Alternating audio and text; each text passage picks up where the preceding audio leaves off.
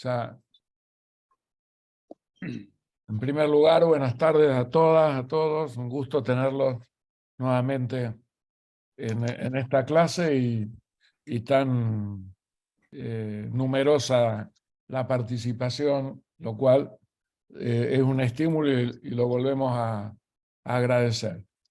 Con la clase de hoy de la profesora Norma Valentino, vamos a dar comienzo a la materia que tiene por título Antropología, Sociología y Psicología del Trabajo, que como planteé en la clase introductoria, cuando definíamos qué era la medicina del trabajo, habíamos dicho que es una disciplina que está atravesada por muchas disciplinas que provienen de las ciencias sociales. Por eso esta materia tiende a profundizar buena parte de los conceptos que hemos visto en la introducción al estudio de la relación salud-trabajo.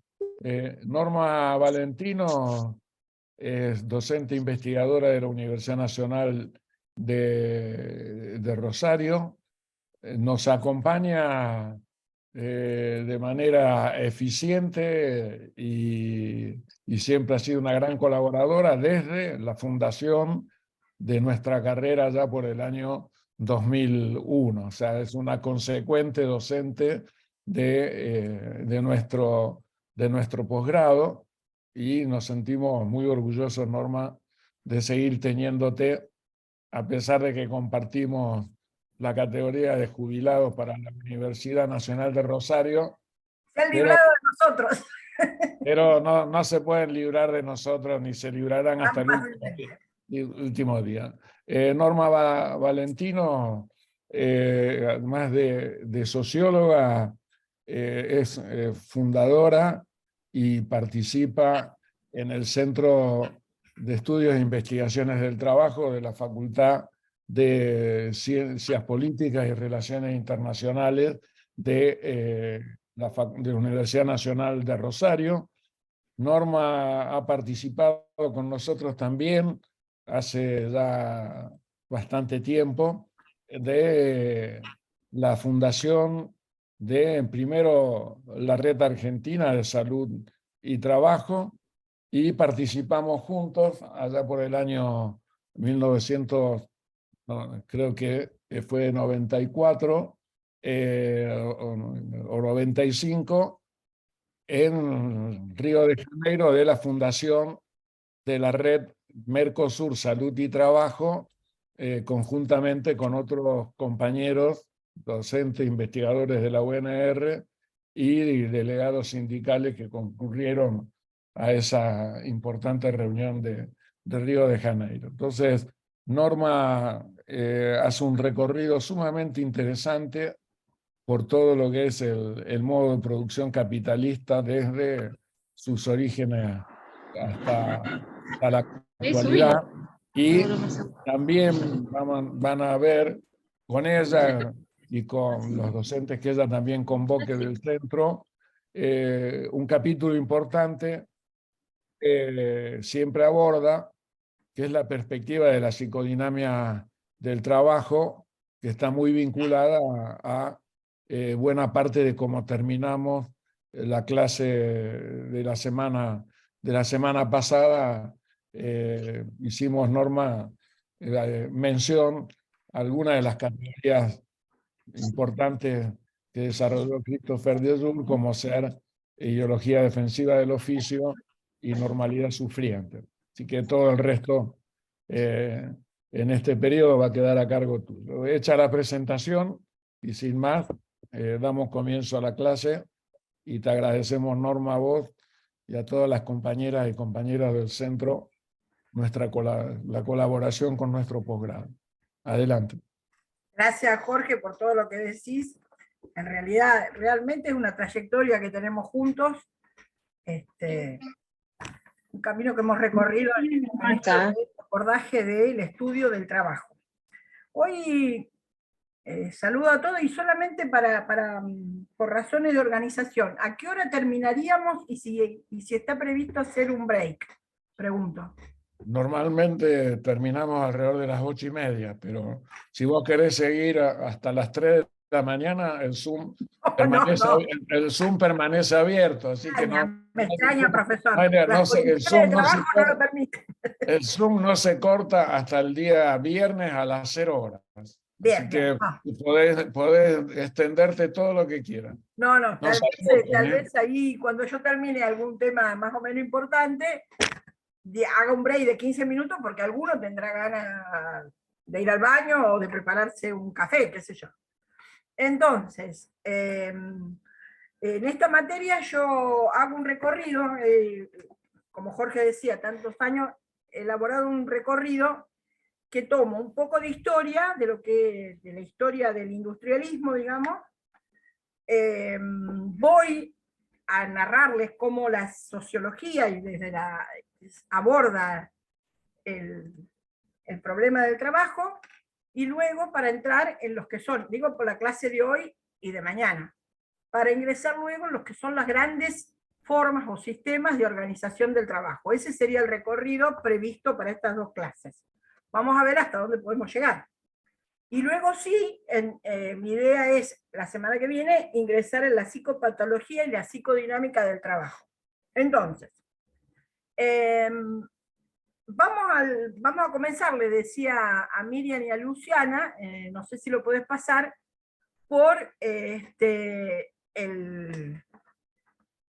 PowerPoint que se llama Los orígenes de la sociedad industrial, disciplinamiento y constitución, y percepción de una nueva percepción del tiempo.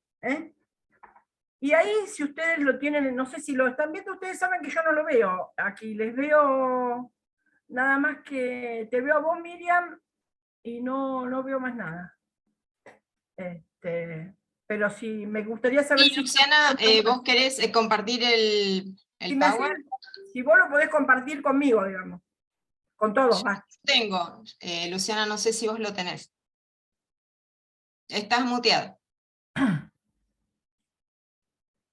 Con razón nadie me respondía. ¿Cuál de los tres? Voy a hacer el intento desde la flechita de subir, Miriam. Sí, sí, abajo, está en verde. ¿Y cuál de los tres? Los tenés. El que se llama Los orígenes de la sociedad industrial.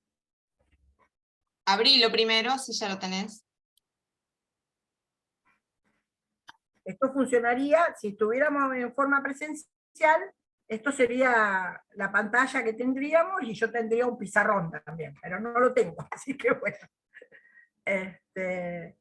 Van a ver que la primera diapositiva. Acá lo tengo, espera que todavía. Ya lo abrí. Bueno, ahora anda a compartir pantalla abajo. Espérame un segundo, que lo voy a agrandar. Ahora sí.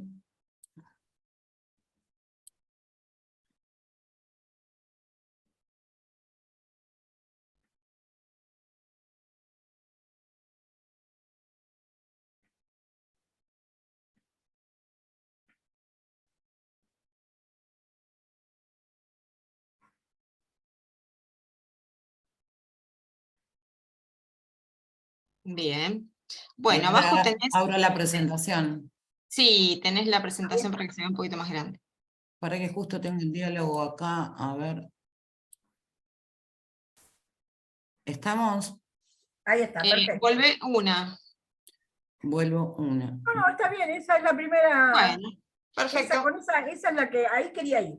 Bueno, perfecto. Entonces, un poco de historia le cuento al auditorio. Un poco de historia porque fíjense que para ver lo que es esta problemática que hoy nos parece tan vieja, que es el industrialismo, el trabajo en la industria, pero no solo en la industria, lo que se inventa para la industria en formas de organización del trabajo, después se extiende a todo el mundo del trabajo, generalmente.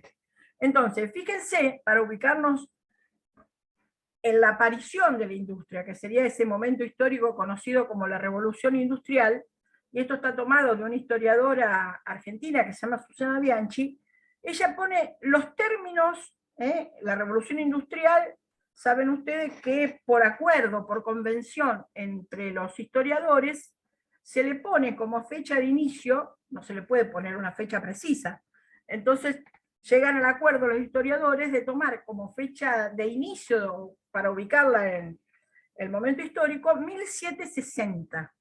¿Por qué 1760? La mitad sería la segunda mitad del siglo XVIII. Porque en 1760 que se perfecciona, no que se inventa, ya estaba inventado el siglo anterior, el motor a vapor. El motor a vapor es un invento que realiza Stirling, pero recién va a ser, un siglo después, Watts, el que lo va a perfeccionar. ¿Cuál es la importancia y por qué está esa fecha, es una fecha tan importante, tan señera? Porque a partir de la invención del motor a vapor, digamos que los seres humanos se independizaron para el trabajo de necesitar recurrir a la energía animal. Cuando digo energía animal, me refiero tanto a la energía de cualquiera de los animales, burros, bueyes, caballos que se utilizaban en la industria, como para la propia energía humana. Es decir, ¿por qué uno dice se independizaron? Porque aparece otra fuente de energía que, mientras uno disponga de los recursos necesarios para producir vapor, es infinita, es decir, no necesito, no, al contrario de la energía animal, digamos, que tiene un límite. Ustedes saben mejor que yo, porque se ocupan de esto, que uno puede obligar al músculo a trabajar hasta cierto punto. Va a llegar un punto que el músculo no puede seguir trabajando, y como medida de protección el organismo va a segregar ácido láctico hasta que en cierto nivel, ¿verdad?, se produce un calambre, es decir, ya no sigue. Bueno, con el motor a vapor ese límite quedaba ampliamente superado. Es allí que realmente, cuando, esto ocurre en Inglaterra, cuando rápidamente se ve la importancia de unir a una herramienta de la producción, como va a ser el telar, de la industria textil, unirlo al motor a vapor. Y entonces van a aparecer los primeros telares a vapor, que van a producir mucho más y mucho más rápido. Ahora, a partir de ese momento, y están en la, fíjense, en la diapositiva que está, van a aparecer términos que hasta ese momento eran desconocidos. Para nosotros son ampliamente conocidos. Fíjense, industria, fábrica, proletariado, clase media, capitalismo, socialismo, ferrocarril, ingeniero, estadística, y yo me animaría a agregarle muchos más, como podría ser locomotora, por ejemplo. Está ferrocarriles porque apareció una locomotora. Entonces nos dice Bianchi, hoy nos resultaría muy difícil imaginar un mundo sin esos términos y esos conceptos, ¿verdad?, y las realidades a las que hacen referencia.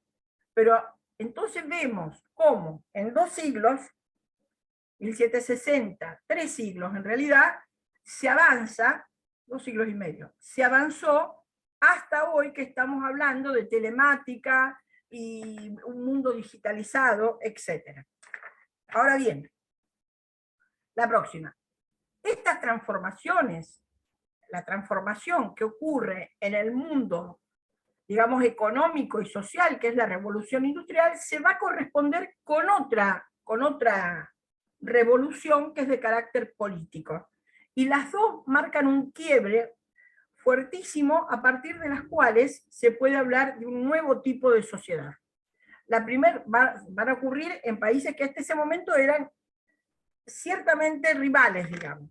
Una es Inglaterra, donde se va a desarrollar la revolución industrial, que luego se va a difundir por Europa y más tarde por todo el mundo, y el otro es Francia, donde va a ocurrir en 1789, ¿verdad?, la revolución política.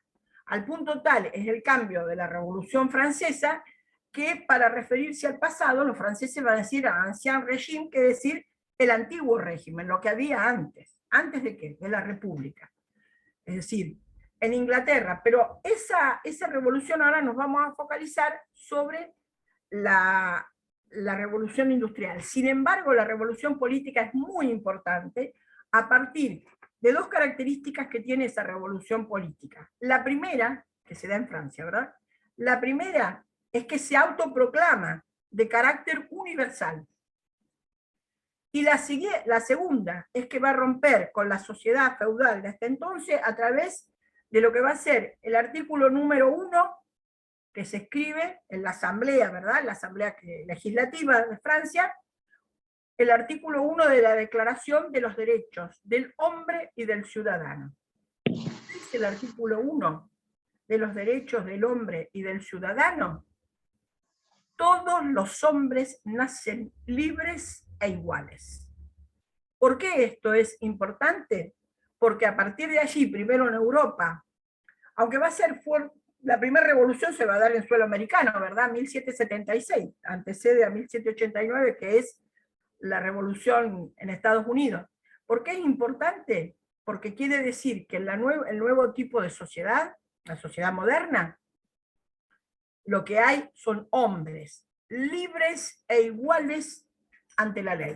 Aclaremos esto porque son libres e iguales, pero no en términos sociales, en términos políticos. Y aún en términos políticos la cuestión es restringida. No son todos los hombres.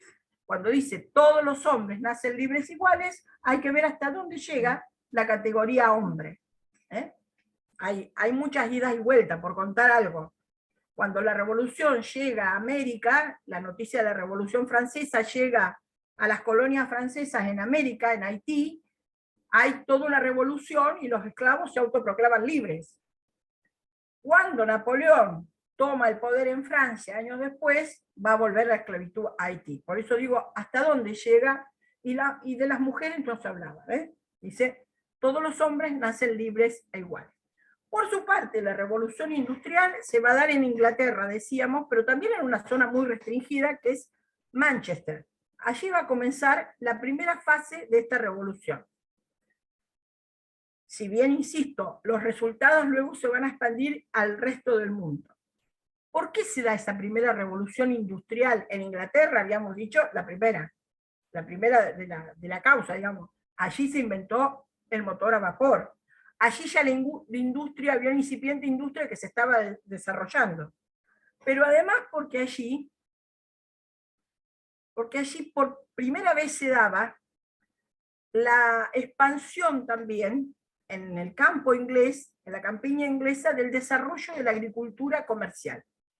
Es decir, por primera vez se rompían los lazos y se dejaba la explotación feudal, es decir, de pequeñas parcelas, y se empezaba a explotar los cereales en forma extensiva, recurriendo a nuevos métodos de labranza y a nuevos métodos de fertilización de la tierra. Y por primera vez, dice Bianchi, y esto lo toma de otro gran historiador inglés que es Hobsbawm, por primera vez se superó en Inglaterra el problema del hambre. Pero eso conlleva, yo les decía, se hace una agricultura extensiva, se rompió con la parcelización propia del mundo feudal, es decir, campesinos que tenían una pequeña parcela que compartían una parte de su producción con el señor feudal dueño de esas tierras. Ahora bien, ese régimen feudal no lo rompieron los campesinos, si bien hubo muchas revueltas campesinas a lo largo de la historia. Lo rompieron los señores feudales, los nobles ingleses, los cuales, a partir de los grandes viajes que venía realizando Inglaterra, de percibir que había el mundo era mucho más extenso, de ver que, de aparecer entonces en las ideas, en la conciencia de ese mundo y de las clases más poseedoras de ese mundo, la idea de mercado, es decir, qué bueno poder producir más porque en algún lugar alguien me lo va a comprar. Y es esa idea la que va a dar lugar a los cercamientos. Los cercamientos son, los señores feudales nobles van a expulsar a los campesinos que tuvieron durante siglos en sus tierras, ¿verdad? Este movimiento de expulsión y despojo se va a llamar cercamientos porque cercan sus tierras para que ellos no vuelvan, y estos campesinos despojados y que ya no tienen cómo vivir, van a concentrarse en lo que serían los arrabales de las distintas ciudades. Y están allí a disposición como fuerza de trabajo para realizar la tarea que puedan conseguir o que les encomienden. Por eso se habla de que esa es la primera aparición, ¿verdad?, de un protoproletariado, es decir, fuerza de trabajo, hombres que están dispuestos a trabajar, no tienen dónde y están buscando a alguien que los contrate.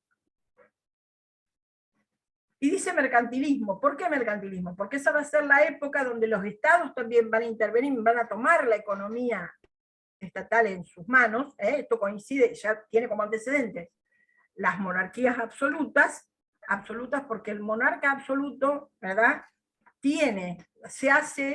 es absoluto porque tiene en sus manos dos monopolios.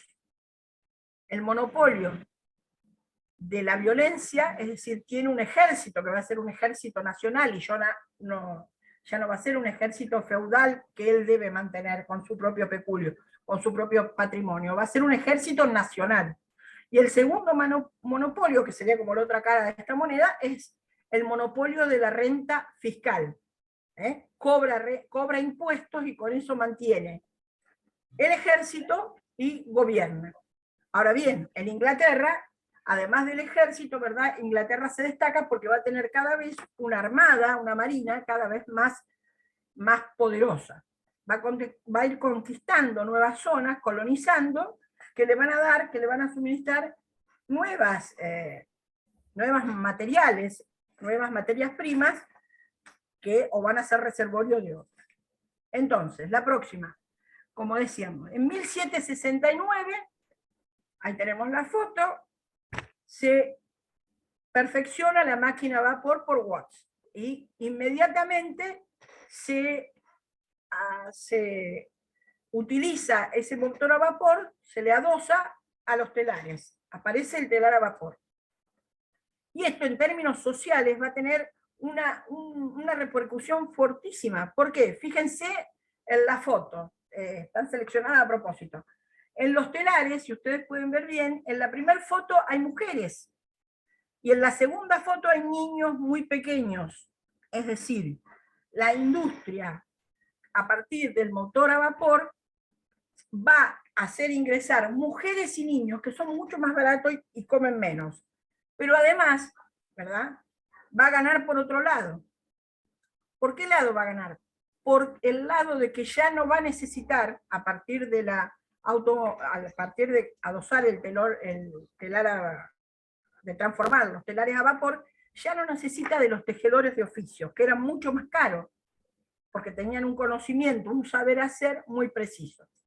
La otra industria que va a desarrollarse a los alrededores, Manchester va a desarrollar la industria textil. La otra industria que va a desarrollar Inglaterra es la siderurgia.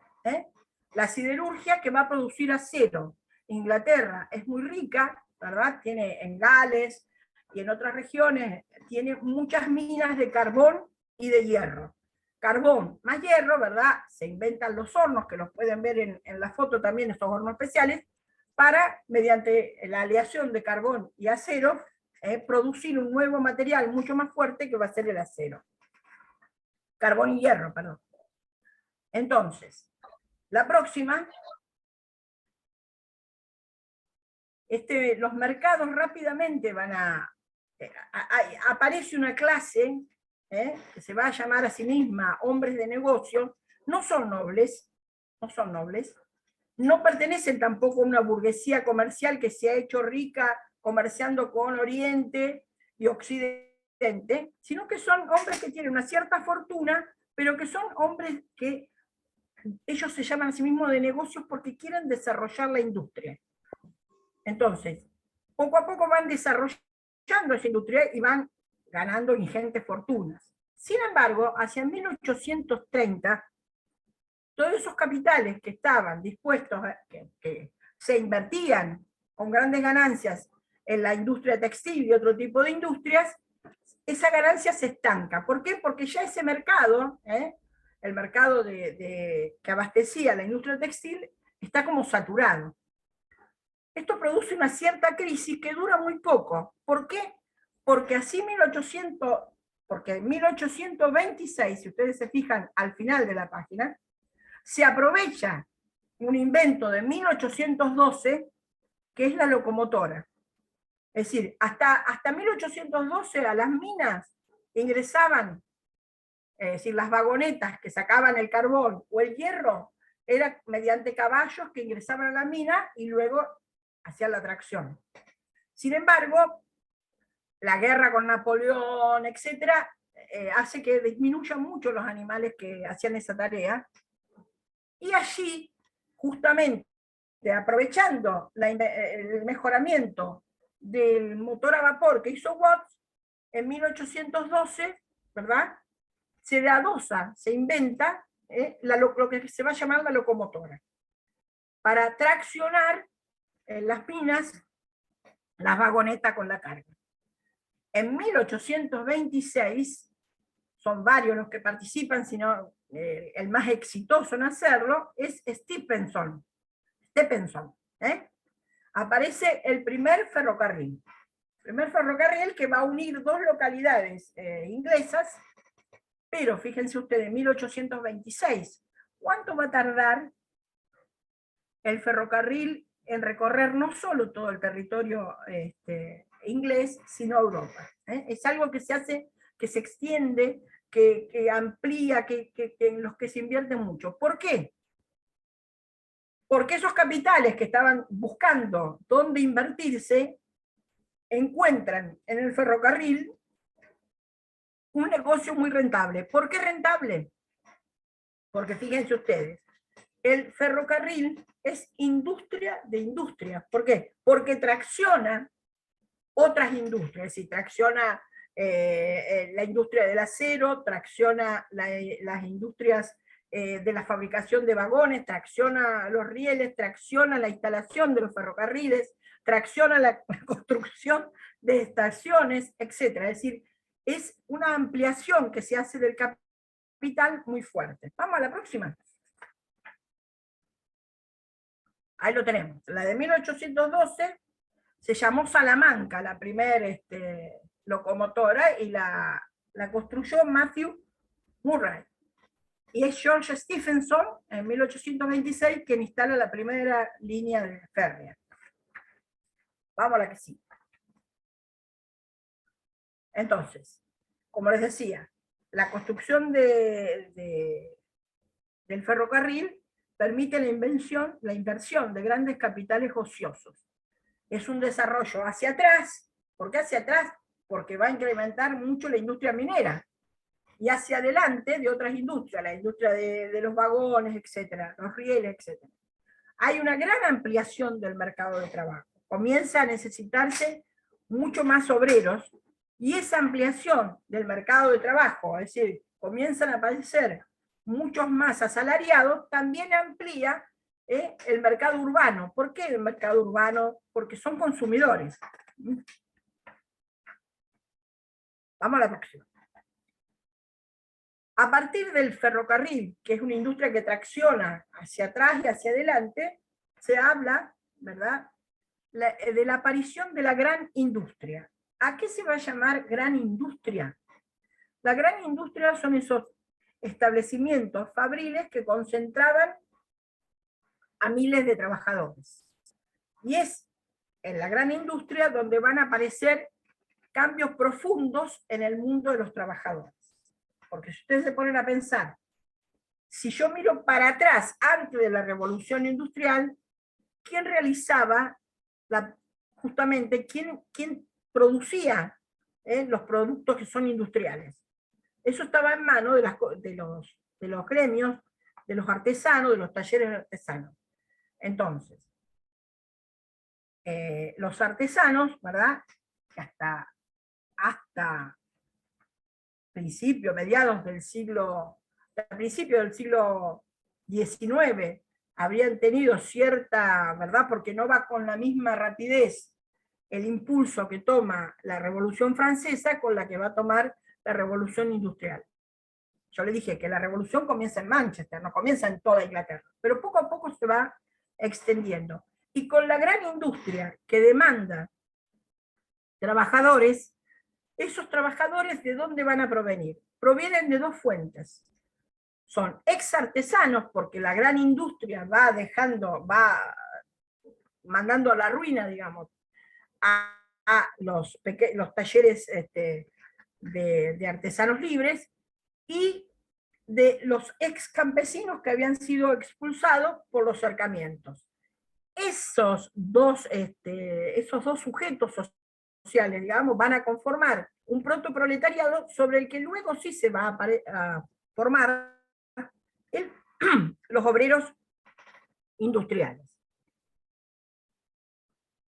Sin embargo, el obrero industrial, como luego se va a conocer, no, es decir, es una trabajosa, es el resultado de una trabajosa formación que debe realizar la burguesía. Es decir, es la burguesía la que debe lograr formar a estos ex artesanos y a estos ex campesinos en un trabajador industrial dispuesto a transformar, como vamos a ver más adelante, su propio cuerpo en una herramienta, dispuesto a romper con las condiciones de vida de las cuales traía y quedarse en una fábrica trabajando largas jornadas al pie de una máquina. Obviamente que la formación del proletariado que debe realizar la burguesía, proletariados son todos los obreros industriales asalariados, ¿verdad? Ese proletariado, ese conjunto social, esa clase social, está con condiciones de vida muy paupérrimas. Se llama la primera fase del capitalismo que nace con la revolución industrial, se lo conoce como capitalismo salvaje, la extracción de ganancia, la explotación de la fuerza de trabajo es realmente salvaje, lo mismo con las mujeres y con los niños. Poco a poco comienza a formarse lo que hoy conoceríamos como movimiento obrero. La primera muestra de organización y de resistencia obrera se da en Inglaterra a través del ludismo.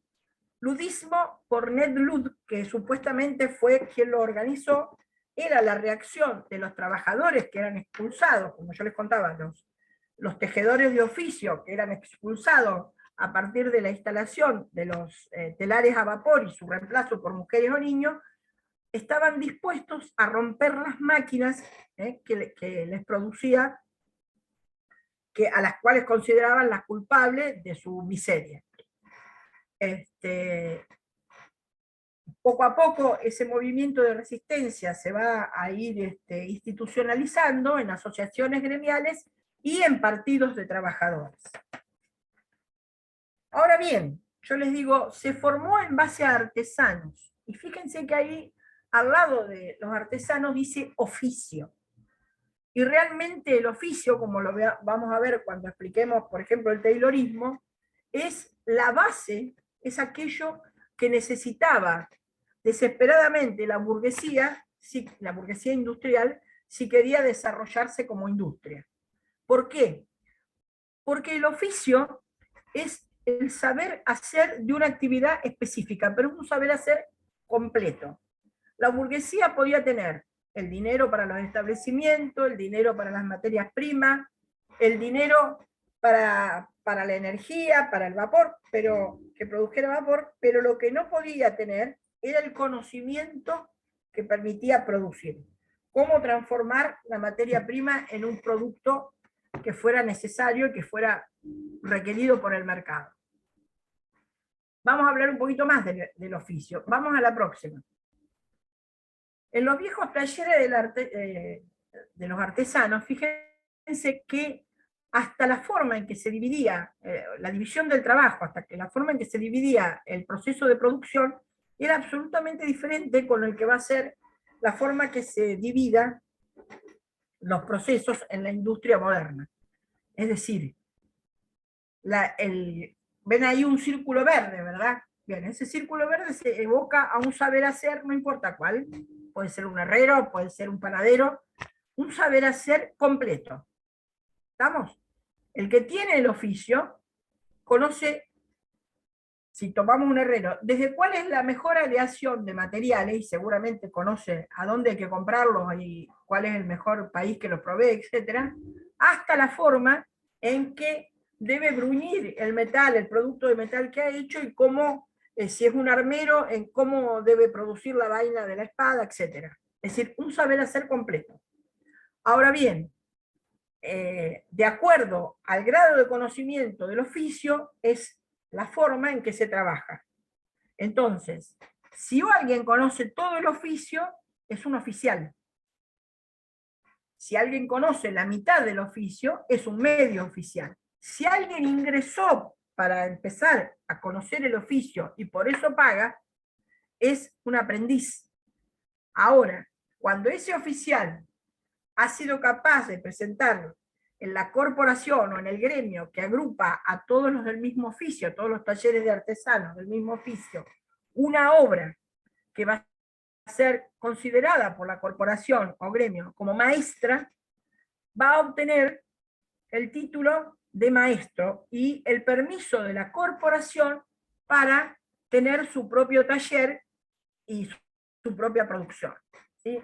Entonces, acá estamos hablando de otro régimen, de otra sociedad que la anterior, y es el régimen gremial. Es decir, en la sociedad feudal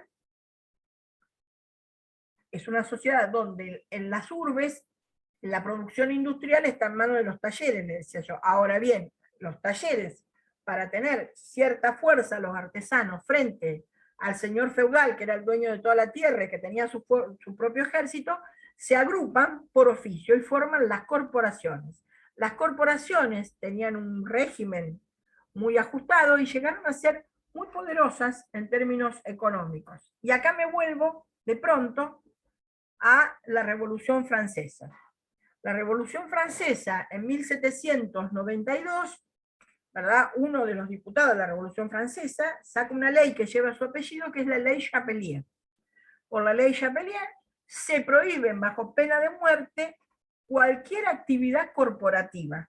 No importa si era una corporación como esta de la que estamos hablando, o una asociación mutual entre trabajadores para proteger su salud. No importa. No se podía, estaban absolutamente prohibidas. Porque justamente la burguesía tenía que desarmar las corporaciones si quería liberar, por un lado, la fuerza de trabajo conocedora de los oficios que necesitaba, y por el otro lado, el mercado. ¿Verdad? Entonces, vamos a la próxima. Por eso, varios autores, esto que voy a decir ahora está un poco tomado de Foucault, Michel Foucault, van a hablar del surgimiento de la sociedad industrial, del industrialismo, y son sociedades disciplinarias. Es decir, el industrialismo, yo les decía, la burguesía industrial tiene que formar al proletariado, tiene que formar a esa clase a las cuales va a explotar su fuerza de trabajo. No los tiene, no estaba el proletariado listo, ¿verdad? Y lo va a formar, yo les decía, mezclando, juntando toda esa población que van a ser ex artesanos que han quedado ya sin su taller, y los menos calificados, los que menos oficio tienen, que son aquellos ex campesinos. Sin embargo, hay que disciplinarlos, hay que formarlos, hay que obligarlos, y hasta que acepten voluntariamente, les decía yo, abandonar sus antiguas condiciones de vida y aceptar nuevas condiciones de trabajo que implicaban estar 16 horas en un establecimiento produciendo. Entonces, por eso Foucault va a decir que el nacimiento de la industria, ¿verdad?, implicó toda una nueva normativa en las relaciones de producción. Y dice que los límites difusos del ámbito del trabajo y el doméstico van a quedar absolutamente definidos y separados. Es decir, ¿por qué? Tanto para los campesinos como para los talleres o artesanos, en realidad el lugar de trabajo y el hogar estaban un poco mezclados, ¿verdad? Bueno, al nacer la fábrica, la figura de la fábrica y la gran industria, el hogar por un lado y el lugar de trabajo por el otro, cosa que ahora en algunas actividades se está rompiendo a partir de la digitalización del trabajo. Pero la gran industria nació disciplinando y poniendo bien en claro, una cosa es la fábrica, otra cosa es el trabajo. Además, no solo una cosa es la fábrica, otra cosa es el trabajo, además el tiempo de trabajo. El tiempo de trabajo, la jornada de trabajo. El trabajo tiene un lugar circunscripto, la fábrica, horarios de comienzo y de finalización precisos. Hay que estar a tal hora y la jornada termina a tal otra. Para ex campesinos cuya función generalmente en el campo sería caminar por el campo para ver cómo estaban las cosas, o para los ex artesanos, que eran los que por sí mismos y en base a su saber, los que decidían a qué ritmo iban a trabajar, esto configuró toda una labor de disciplinamiento por parte de la burguesía. Por eso Foucault nos va a decir que a partir de allí comienza a forjarse una nueva subjetividad obrera, y yo se lo adelantaba antes, dispuesta a transformar su cuerpo en una herramienta más. Ahora, para hacer esto, va a tener que internalizar una nueva representación del tiempo y del espacio.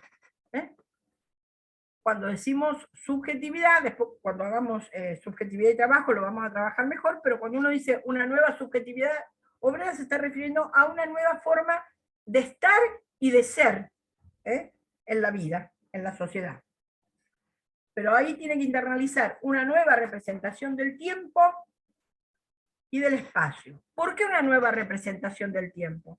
Porque si en el taller del artesano el tiempo se medía en base a la creación, etcétera, y el grado de conocimiento que tenemos de las cosas, ahora la noción del tiempo es una noción impuesta exteriormente a nosotros. El que nos impone el tiempo de trabajo es el patrón. Pero además no lo hace, digamos, dice, a esta hora entrar, a esta hora salir, pero además el que te impone el ritmo de trabajo a partir de la aparición de la fábrica y de la nueva industria, va a ser la máquina. El tiempo no es el tiempo del hombre, es el tiempo que la patronal le da a la máquina. Por eso dice internalizar una nueva representación del tiempo y del espacio. Vamos a la próxima. Esto va a llevar a un nuevo orden en términos sociales, políticos dentro del mundo del trabajo. ¿Por qué digo sociales? Porque hay jerarquía patronal, la patronal delega su poder en mandos medios, que van a ser los capataces, y el proletariado, los obreros. Ahora, ¿por qué político? Porque el poder es un poder disciplinario. Y ese poder disciplinario se hace a través de instrumentos simples. Inspección jerárquica, decía, ahí está, la mirada del patrón a través del capataz, ¿verdad? Y la sanción normalizadora. Es decir, la sanción. No haces lo que te digo, sanción. Irá la sanción de la suspensión al despido, pero hay sanción disciplinadora. Normalizadora. En el siglo XVIII, para ir terminando, Foucault nos va a mostrar, si me pasás a la próxima, por favor, Lu, cómo en el siglo XVIII, no solo, ¿verdad?, aparece, fíjense, en el mundo de la economía se ampliaron los mercados por el descubrimiento y el perfeccionamiento de nuevas rutas de navegación, todo lo que se hizo, la noción de mercado, todo lo que le vengo contando. Pero dice Foucault, justo en ese momento, aparece, se ingresa a la sociedad en una etapa de maximización de la eficacia de las tecnologías de poder. ¿Cuáles van a ser las tecnologías de poder que aparecen en ese momento? Foucault señala una como central, que es la prisión. Es decir, aparece la prisión como mecanismo de represión generalizado. Pero esa prisión que uno dice, bueno, aparece para los delincuentes, pero la forma de la prisión, la forma de trabajar la presión, la forma del encierro, se va a trasladar a otras instituciones que no son para los delincuentes. Y la fábrica es uno de ellos. Los obreros en determinado momento acostumbran a hablar de la fábrica como una prisión atenuada. Es como si fuera una prisión, nada más que te dejan salir a la noche, digamos. Es decir, pero también esa forma de prisión, de encierro, en un lugar determinado, se va a trasladar, ¿verdad?, a los colegios y a los asilos, por ejemplo. Hablando de asilos, en 1823, en Inglaterra, aparecen las leyes de pobres. ¿Qué dicen las leyes de pobres? Bueno, las leyes de pobres van a penalizar la vagancia. Es decir, alguien es encontrado, obviamente, alguien que pertenece a la clase social conocida como trabajadora o proletariado, vagando, puede ser pasible de ser penalizado, de ser encarcelado. Si no puede dar cuenta de que es un trabajador que en ese momento está haciendo otra cosa. Esto que parece, qué bárbaro, nosotros lo tenemos en nuestra literatura. Cualquiera de ustedes que conozca, no sé si han leído, pero que conozcan el Martín Fierro, sabrán que al pobre Martín Fierro, ¿por qué lo separan de su familia, de su mujer, de sus hijos, y lo mandan a la frontera? ¿Cuándo lo mandan a la frontera? Cuando lo encuentran en la pulpería bebiendo, y el comisario le pide, y él no tiene papeleta de conchavo. ¿Qué era la papeleta de conchavo? Bueno, la papeleta de contrato con algún patrón que lo tenía trabajando para sí en el campo. Él no puede hacer eso y termina en la frontera, ¿verdad? Peleando con el indio, hasta que se escapa. Entonces, la burguesía, yo les decía, hace toda una labor de formación del proletariado. Ahora, para formar a ese proletariado como una clase trabajadora, recurre al disciplinamiento. Y para disciplinar, va a adecuar esos mecanismos a sus necesidades económicas y políticas, estos mecanismos de poder, como habla Foucault. Aparecen de esos mecanismos, fíjense usted, dice Foucault, la constitución de la figura del delincuente como un fenómeno social. ¿Por qué? Él va a decir que constituir la figura del delincuente, es decir, armar que rápidamente puedan ser identificados personas que quedan al margen de la sociedad y a los cuales se los considera delincuentes a partir que transgreda la ley.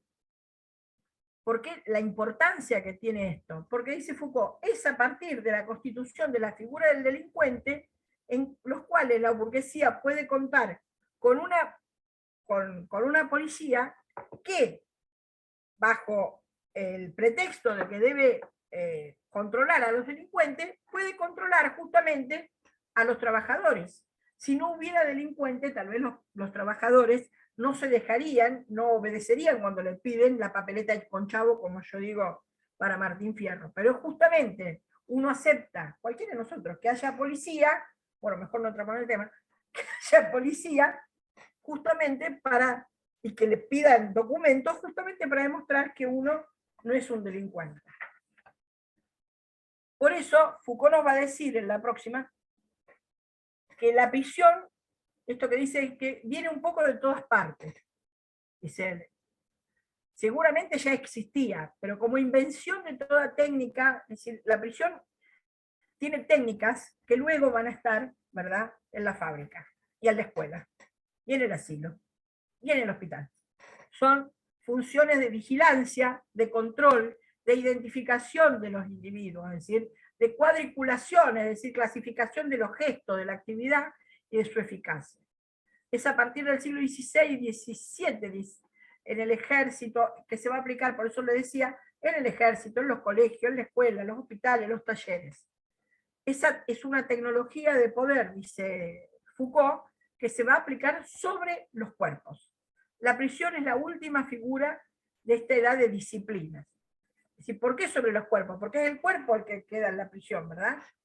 ¿Y cuál es la función social del internamiento de alguien en la prisión?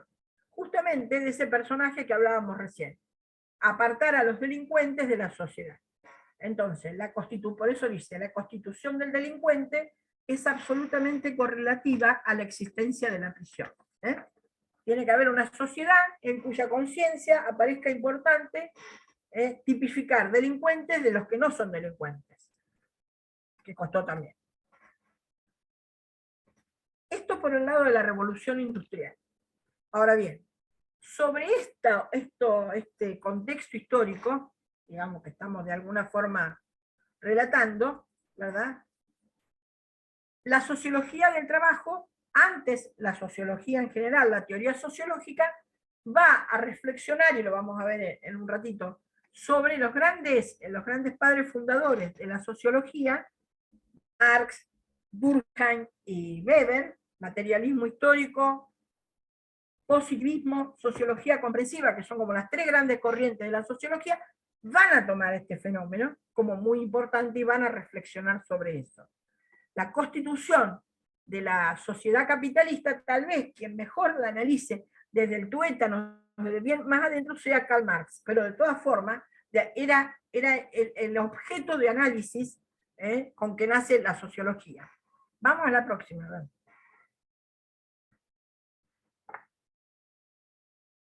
Por su parte, la sociología del trabajo se va a focalizar sobre las formas de organización y gestión del trabajo y cuáles son las nociones de espacio y tiempo implícitas en la misma.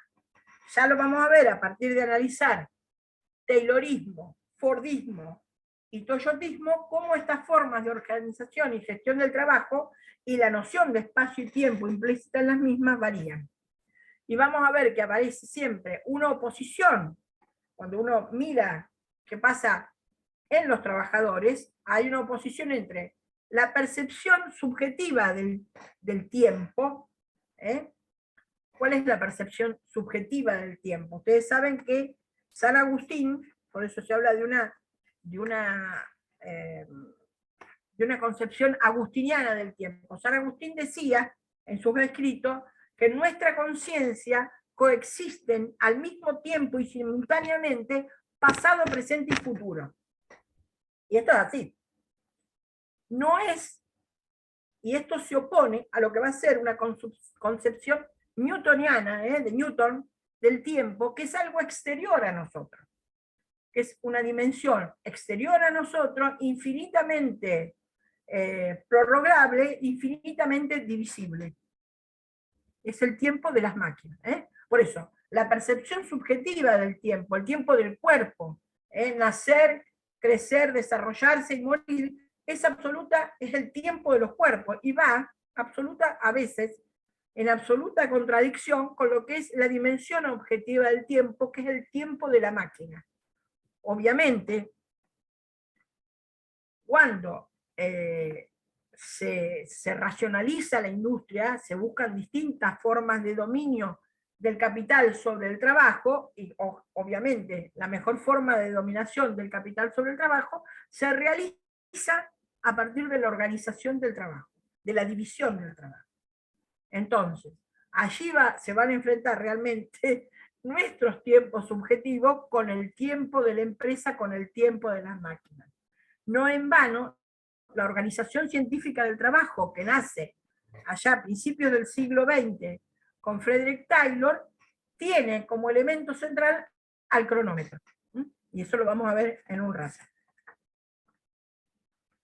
No sé, ¿alguien quiere preguntar algo? Yo acá no veo, no tengo el chat.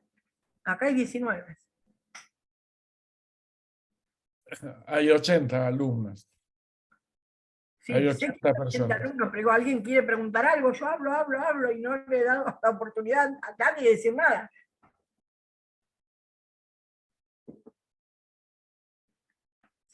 Bien, vamos a seguir entonces. Vamos a la próxima, Luciana. Entonces, fíjense ustedes que el capitalismo, desde la sociología del trabajo y desde la economía en general, es caracterizado como una economía del tiempo. ¿Por qué? Porque el capitalismo, desde el materialismo histórico, tiene una noción central que es la noción de mercancía. Hay toda una discusión en el siglo XVIII y XIX en el ámbito de la ciencia económica, justamente a partir del mercantilismo, de esta noción de mercado, de la producción de mercancías,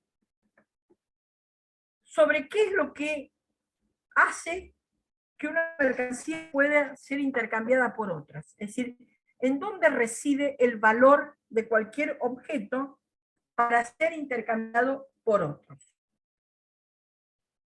Es decir, los fisiócratas en Francia, que otros van a decir, en realidad podemos intercambiar vacas por fósforos, de alguna forma, para decir, porque todos, de alguna forma, son derivados de la tierra, de la naturaleza. A esto se va a oponer Adam Smith, posteriormente, que va a decir, no, en realidad podemos intercambiar un objeto por otro, porque Adam Smith y posteriormente David Ricardo, porque en realidad todos son productos del trabajo. En realidad podemos intercambiar objetos porque en realidad lo que esos objetos encierran es una determinada cantidad de trabajo. Los objetos más baratos, los productos más baratos, las materias primas más baratas, son aquellas que se encuentran fácilmente en la naturaleza y es de fácil explotación. Mientras que los metales más raros y los productos que necesitan mayor elaboración son mucho más caros. ¿Por qué? Porque demandan mayor cantidad de trabajo.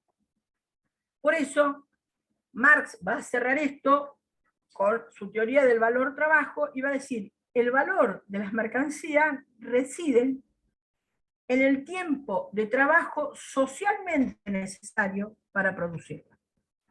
Y aclaro, tiempo de trabajo, cualquiera nos podemos dar cuenta, y ahí está coincidiendo con David Ricardo y con Adam Smith, mucho más con David Ricardo, pero cuando agrega socialmente necesario, es porque para Marx, y creo que está en lo correcto, no hay ningún producto que pueda ser resultado del trabajo de una sola persona, de un individuo aislado, tanto en términos sincrónicos, es decir, simultáneos, como en términos diacrónicos, es decir, históricos, es cualquier objeto demandó trabajos anteriores y en una fábrica cualquier objeto surge de un proceso donde se van eslabonando distintos tipos de trabajo.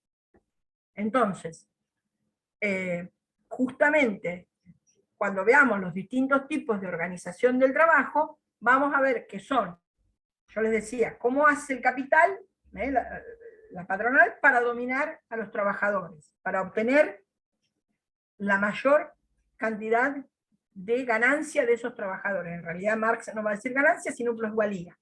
Pero bueno, todas las formas de organización del trabajo van a ser formas de aumentar la productividad del trabajo. Es decir, aumentar la productividad del trabajo quiere decir disminuir el tiempo de trabajo por cada objeto producido. Y eso nos lleva a una lucha permanente, desde la Revolución Industrial en adelante, entre, por un lado, ese afán disciplinador del que veníamos hablando, con una imposición de una concepción objetivista, el tiempo de las máquinas, con la forma de resistencia humana que busca, y lo vamos a ver cuando vemos de Schur, cuando vemos la psicodinámica del trabajo,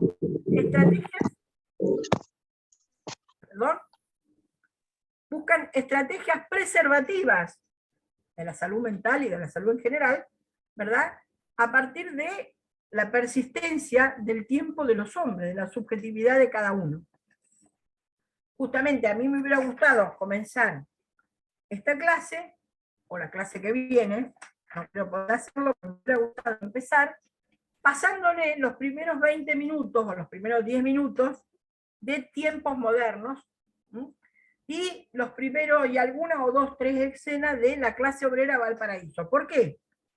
Maravilloso film los dos, pero digo, porque ahí veríamos dos formas de organización del trabajo diferentes, y en uno en forma de sátira, en realidad, como hace Chaplin, y en el otro como un drama, pero veríamos cómo esa organización del trabajo manipula los trabajadores, la subjetividad de los trabajadores para obtener el mayor rendimiento de cada uno de ellos.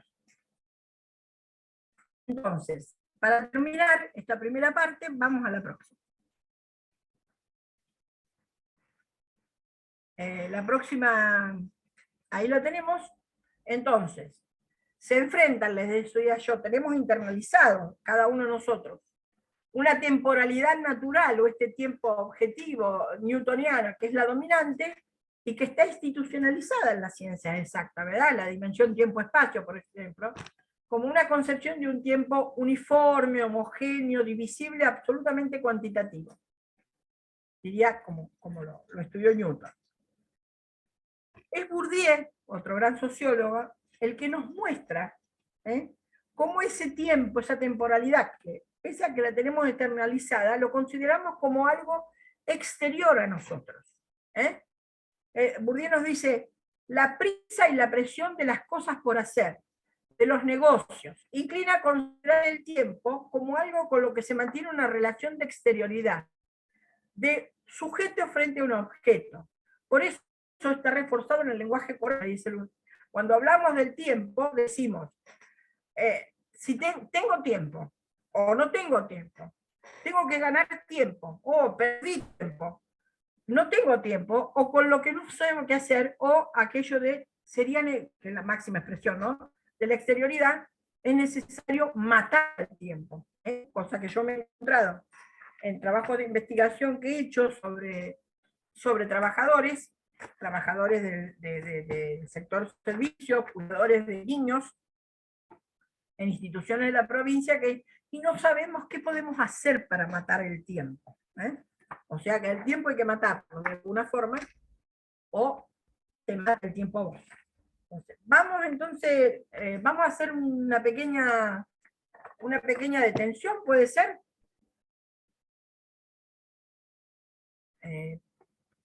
Luciana, digo, 5 minutos, 10. Norma, como vos digas, si querés que cortemos 5 minutos y... Yo tenía de cortar 5 minutos por si alguien quiere hacer algo. Bueno, 5 Juan, está bien. Ponemos el aporte de los clásicos. 5 está bien. 5 son minutos. suficientes. Ahí está. Se inspiró. Foucault se inspiró en Jorge Coll.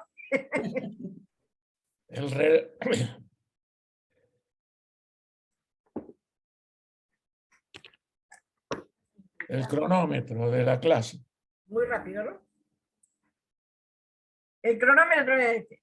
No, Jorge, vos nunca serías asimilable a Frederick Taylor, jamás. No, jamás. Ni a Henry Ford tampoco. Tampoco. Tampoco, no. Yo aprovecho para salir un minuto. El libro es El taller y el cronómetro de Coriat, de Benjamín Coriat. Sí. Yo tengo algunas clases mías escritas sobre esto que voy a dar, el aporte de los clásicos. Esto no lo tenemos, esto es resultado de mucha, digamos, de mis conocimientos sobre teoría sociológica, pero lo elaboré yo. Si querés, podemos poner una parte que yo escribí para ingeniería, viste que hacen educación a distancia ya. Sí. Ponemos una clase mía sobre esto, como para que tengan algo para leer, ¿no? Bueno, me parece bueno recomendar la lectura del taller y el cronómetro. Sí, no digo del taller y el cronómetro, digo de los aportes de los clásicos Marx, Durkheim y Weber a la problemática del industrialismo. La podemos subir al canal de YouTube nuestro. Después se los paso y vos lo ponés como... donde van a ir todas las clases nuestras, sí. ¿Te parece? Me parece bien. Porque si no, no lo van a tener. O sea, más vale le pongo estos dos, ponemos ese, como para que tengan lo que yo dije, lo puedan leer.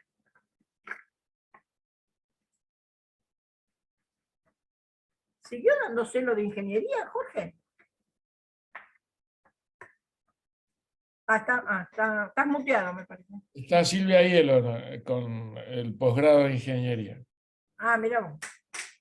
Yo de ahí me retiré hace varios años. A mí nunca más me llamaron después del 20. No, yo también me hubiera retirado ya. demasiadas tareas. No, mucho. Aparte, quedó en buenas manos. Sí, está Silvia, maravilloso. Yes. está Silvia Hielo y Fabiola Dabat. Bárbaro, bueno, enseguida vengo. Jorge, hoy fue Fabiola a la facultad a firmar las actas de primer año de la corte pasada. Y bueno, nada, me preguntó si por la clase de ergonomía y eso, así que después me parece que Ella puedes va, comunicarte con Fabiola. sí, ya estuvimos viendo ya hicimos el cronograma con Silvia de las próximas materias. Ayer le hackearon el teléfono al profesor Julio Nefa y me quisieron estafar a mí a las 11:30 de la noche en nombre de Nefa, ¿podés creer?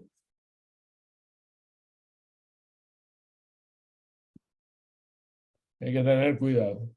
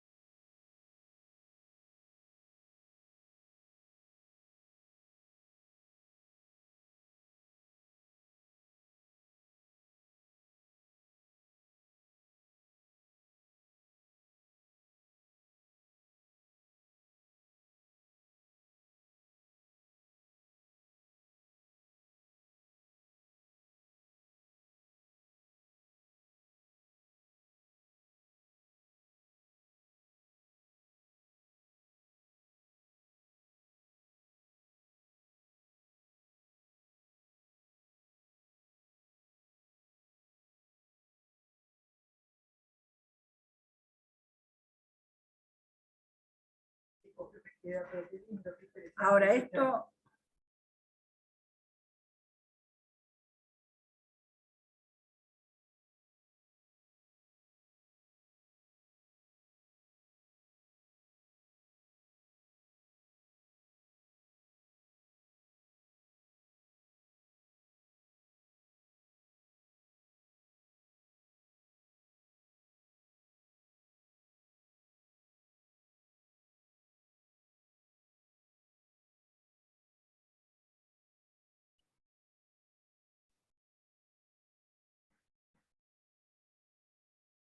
Ya regresa Luciana y comparte el otro PowerPoint. Muy bien. Acá estoy, ya entré. Tenía Bueno. que salir de la casa un momento. A ver, vamos otra vez con este. Los clásicos, vamos. Sí, ahí estoy en eso. Espérame.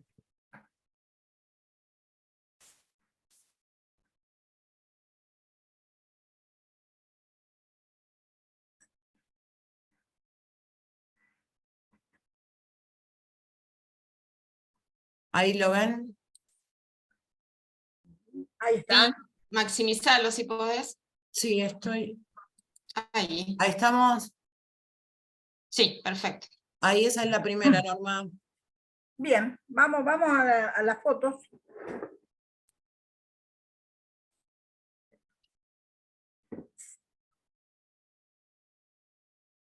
Vamos a la 2.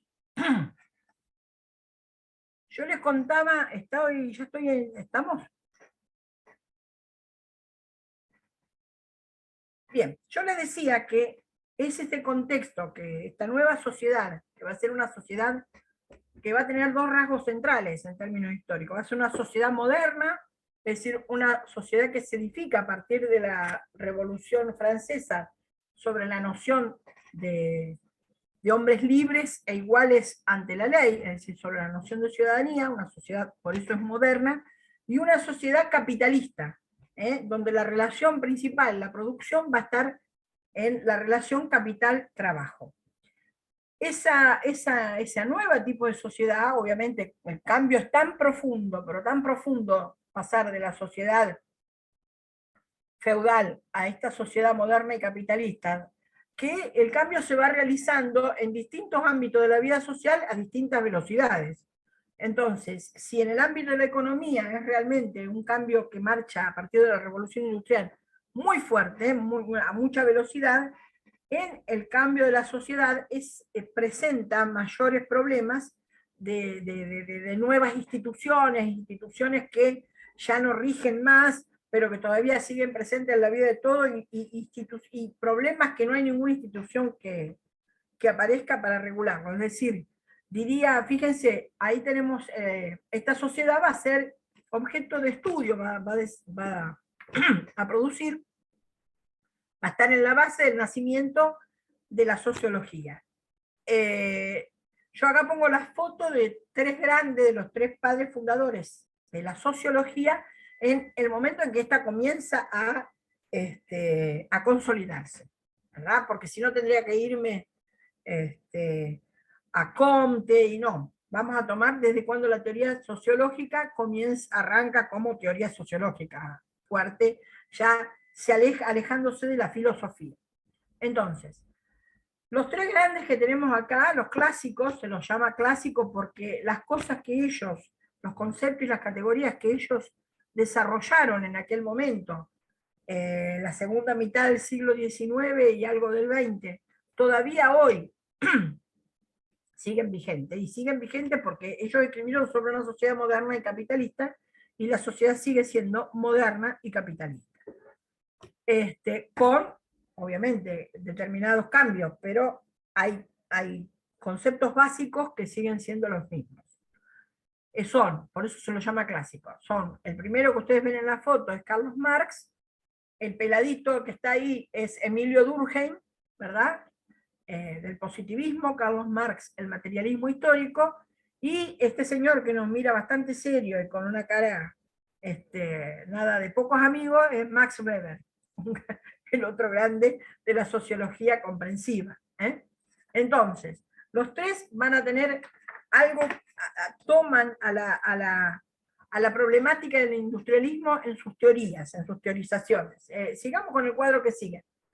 Fíjense, Marx, que lo vamos a desarrollar, va a explicar a la sociedad, los tres van a tener distintas explicaciones de la sociedad, pero Marx lo va a hacer desde la categoría central, que es la de modo de producción. ¿Qué es modo de producción? Es la forma en que los hombres producen sus medios de vida en un momento determinado de la historia. Durkheim, en el positivismo, va a ver a la sociedad, en cambio, como un organismo vivo. Si Marx tiene como central la noción de revolución, para Durkheim en el positivismo, y en tanto la ve como un organismo vivo, y está muy cercano a todos los desarrollos que contemporáneos a él ha hecho Darwin, ese organismo vivo es un organismo que evoluciona y va a pasar desde una sociedad arcaica, que es la sociedad antigua y medieval, a una sociedad industrial. Es decir, va a cambiar la forma de cohesionarse en cada sociedad, la forma en que los hombres entablan lazos entre sí, se cohesionan para formar un conjunto social, van a variar. Si en la sociedad antigua o medieval, es decir, la sociedad arcaica, esos lazos, que él va a llamar solidaridad, es una solidaridad mecánica que está basada en la fortaleza que tiene en cada individuo la conciencia colectiva, entendiendo por conciencia colectiva al conjunto de creencias y sentimientos comunes al término mismo de una misma sociedad dada, es decir, todos nos sentimos parte de lo mismo porque compartimos las mismas tradiciones, las mismas creencias y las mismas sentimientos. Es decir, esa sociedad va a evolucionar, ¿verdad?, hacia otro tipo de sociedad que va a ser la sociedad moderna, donde esa conciencia colectiva va a ir retrocediendo para dejar más lugar a una conciencia individual, donde cada individuo se va a relacionar con el otro y va a sentir que forma parte de una sociedad a partir del intercambio de funciones que hace con el otro. Es decir, dice Durkheim, uno será zapatero, el otro será panadero, el otro será... Todos, es decir, pero todos, ese intercambio de distintas funciones, hacen a la salud del organismo social. Esa nueva solidaridad justamente se va a llamar orgánica, porque es justamente como un cuerpo vivo, en donde cada individuo es como un órgano que cumple una función diferente, pero que el intercambio de todas hace a la salud del cuerpo. Por su parte, Max Weber, va a realizar, creo que es el análisis más interesante del capitalismo después de Marx, es decir, a partir de su sociología comprensiva, va a realizar el análisis del capitalismo a través, y el origen del capitalismo, en una obra que se llama La ética protestante y el espíritu del capitalismo, aclarando que para los alemanes, cuando se dice espíritu, nos estamos refiriendo, con la palabra espíritu, a una cultura determinada, a una forma de vida determinada, una racionalidad determinada que orienta nuestras acciones. Entonces, para justamente, él va a explicar el origen del capitalismo, sobre todo alemán, pero europeo en general, a partir de que ese capitalismo se desarrolla en la Europa occidental, que tiene una característica diferente, donde ha ocurrido distintos fenómenos diferentes del resto del mundo, en cuanto a la elaboración del conocimiento. Es decir, solo en Europa, dice, solo en Occidente, dice, no dice Europa, solo en Occidente, ¿verdad?, aparece no solo la teoría científica, la teoría matemática, por ejemplo, que también tuvo su desarrollo muy importante en la India, es en la India donde aparece la noción de cero, que es fundamental para el desarrollo matemático, sino que es en Europa donde no solo aparece la teoría científica, sino que aparece la aplicación práctica de esa ciencia. Es decir, entonces, no es solo en Occidente aparece eso, y aparecen instituciones que denotan un tipo de racionalidad determinada. Weber va a distinguir dos tipos de racionalidad, es decir, racional e irracional. Él dice, la primera forma de entender, esto es racionalización como entender, captar algo y entenderlo. La primera forma de racionalizar el mundo consistió en la religión.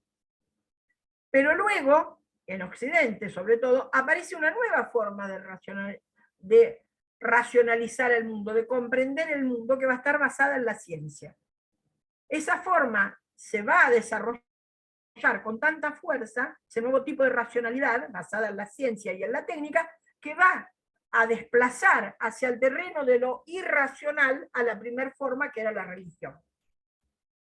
Sin embargo, él hace un gran estudio de las religiones, pero cuando estudia el capitalismo, él dice, solo en Occidente, además de esto que estoy diciendo, de la forma de razonar, de racionalizar el mundo, aparece un grupo religioso cuyas creencias, es decir, cuya ética, cuyos mandatos, los impulsan a trabajar de una forma que va a ser favorable, que va a favorecer el desarrollo de la sociedad capitalista. Y esa va a ser la ética protestante, es decir, cuando habla de protestante, él toma Lutero y Calvino, pero va a hablar de la ética, más de la ética de Calvino, la ética puritana. ¿Por qué? Porque es Calvino, ¿verdad?, el que le dice, y justamente va a ser la religión de esos hombres de negocios que yo hablaba al principio, en donde cada uno llega de nosotros, llega a Dios cuando construyó el mundo, construyó a los hombres, y les dio a cada uno, pensó para cada uno una misión a cumplir en esta tierra. Para cada uno ya veníamos con la obligación de transformar este mundo de acuerdo a sus pretensiones, a lo que Dios había imaginado como su plan. Ahora bien, ¿cómo cada uno de nosotros sabe cuál es esa actividad? Que justamente se va a conocer como profesión. Porque sentimos, decía Calvino, una inclinación en nuestros corazones hacia determinadas actividades y no de otras. Ahora bien, ¿cuál era el mandato? El mandato es desarrollar esa profesión. ¿Cómo sé que elegí bien la profesión? ¿Verdad? Ahora, para desarrollar mi profesión, ocupa un lugar central en mi vida, pero muy central, el trabajo. Porque el trabajo es una obligación, es una misión que me ha dado Dios. Y lo debo realizar y debo encontrar cuál es mi misión en este mundo a través de mi vocación, es decir, mi inclinación que tengo. Ahora, a diferencia de la religión católica, ¿verdad?, para los calvinistas, es decir, la obligación era poner lo mejor de cómo glorificamos a Dios. Decía Calvino, lo podemos glorificar mediante alabanza, lo podemos glorificar, pero se glorifica a Dios mediante el trabajo en una profesión. Es decir, si es mi forma de glorificar a Dios, no me puedo, y es la misión que Él me ha dado en la tierra, no me puedo equivocar en la realización de esa profesión. Porque además, lo que Calvino decía es que Dios, cuando construyó el alma de los hombres, dispuso quiénes iban a ir al cielo, quiénes estarían salvados, y quiénes serían condenados y irían al infierno. Y nadie puede saberlo. Solo Dios sabe eso. Ahora, luego da a entender que hay un indicio de que cada uno de nosotros puede ir al cielo y no al infierno, si en nuestra profesión, ¿verdad?, nos va bien. Si nos va bien, es porque Dios estamos en gracia con Él está agradado de lo que nosotros hacemos, le agrada lo que nosotros estamos haciendo. Por eso nos va bien. Entonces, dice Weber, cada uno de la burguesía y cada uno se dedicó a través de la profesión a crear su propia idea de salvación. Eso para los primeros puritanos. Luego, dice, ¿verdad?, se puso tanto empeño en demostrar que uno, a través de la ganancia que obtenía en el desarrollo de su profesión, poniendo el máximo de racionalidad en lo que hacía, que uno podía llegar a estar salvado, que poco a poco se fue dejando de lado el valor de que uno lo hacía por Dios. Y poco a poco quedó, ¿verdad?, todo el esfuerzo puesto en la obtención de la ganancia, ¿no? Entonces, por eso dice, la ética protestante, cuando lo hago porque estoy consciente de que esto es mi religión, pero luego eso se fue mecanizando y quedó todo el esfuerzo puesto en la obtención de la ganancia por medios racionales. La obtención de la ganancia por medios racionales, ¿verdad?, es el espíritu del capitalismo, y es lo que distingue, ¿verdad?, al capitalismo de otras formas económicas. ¿verdad? Las que podían ser. Por eso, el trabajo, el valor trabajo, a partir de esta ética puritana, se convierte en un valor central para la vida. Al punto tal, dicen autores que han analizado a Weber, como es Reinhard Bendix, que en Estados Unidos, por ejemplo, donde la ética protestante realmente se desarrolló casi mucho más que en Europa, que en Alemania, allí, dice Bendix, esto de que cada uno tenía una misión en la tierra, y probablemente tu misión en la tierra fuera trabajar. Entonces, la obligación para todos y cada uno de nosotros es trabajar a través de nuestra profesión que hemos identificado a partir de la vocación, y si nos va bien, poner el máximo esfuerzo en que nos vaya bien.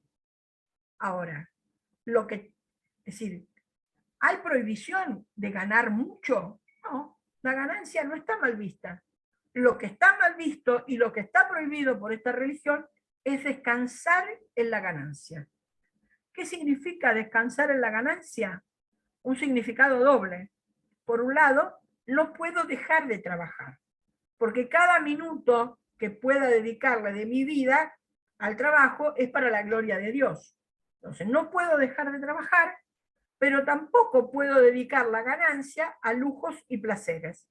Por lo tanto, si yo pongo todo mi empeño y trabajo muchísimo y consigo mucha ganancia, ¿qué hago con ella si no puedo dedicarla ni al lujo, ni a los placeres, ni a los oropeles? Pues la reinvierto en el trabajo. Dice Weber, una cierta propensión, un impulso al ahorro y la inversión, que va a explicar lo que se conoce como acumulación capitalista.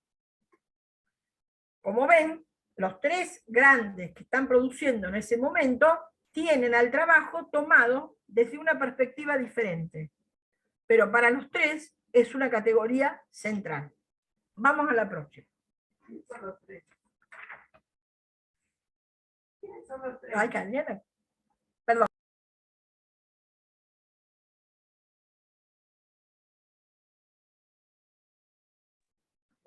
Entonces, lo primero, vamos a analizar el materialismo histórico de Karl Marx y Engels, Federico Engels. ¿Por qué?